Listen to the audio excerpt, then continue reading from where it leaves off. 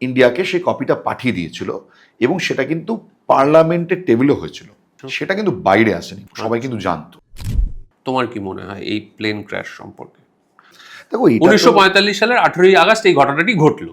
এই ঘটনাটা ঘটেইনি। ঘটনাটা ঘটেইনি। না, বেশ, ঘটনাই ঘটেনি, কারণ তার কোনো প্রমাণই নেই। প্রথম কথা হচ্ছে, দেখো এইটা অনেক পুরনো ব্যাপার।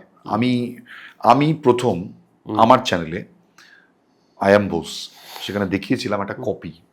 সেইটা হচ্ছে এই যে ঘটনাটা ঘটেনি তার যে একটা রিপোর্ট, যেটা প্রথম দিয়েছিল তাইওয়ান গভর্নমেন্ট, এবং সেই তাইওয়ান রিপোর্টে 1956 পরিষ্কার বলে দেওয়া হয়েছিল যে ওই দিন কোনো বিমান দুর্ঘটনা ঘটেনি। এবং সেটা কিন্তু তারা, মুখার্জি কমিশন যখন প্রথম এটা বলল যে এরকম কোনো বিমান দুর্ঘটনার কোনো প্রমাণ পাওয়া যায়নি, জাস্টিস মুখার্জি যখন গেলেন, সমস্ত কিছু ছানবিন করলেন, বললেন যে অ্যাশেসটা যেটা পাওয়া গিয়েছিল বা যেটা রেইনকোজিতে আছে বলে দাবি করা, ওটা মানে ওকুরো ইচিওরা বলে একজন মানে জাপানিজের।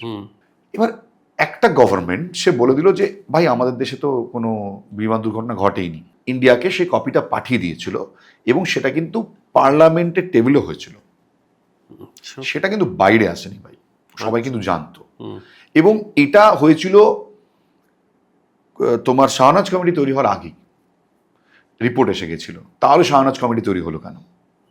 এবং তোমাকে এটা জানাই যে আমি রিসেন্টলি আরেকটা ভিডিও বানিয়েছি যেখানে আজকের ডেটে দাঁড়িয়েও এখানে যে তাইওয়ানের দূতাবাস রয়েছে তার সাথে যোগাযোগ করার পর বলা হয়েছে পরিষ্কার যে কোনোভাবে আমাদের কাছে কোনো ডকুমেন্টস নেই বিমান দুর্ঘটনার, এবং বিমান দুর্ঘটনা নিয়ে তাইওয়ানে কোনো রিসার্চও হয় না, কারণ ওরা এটা মনেই করে না যে বিমান দুর্ঘটনা ঘটেছে।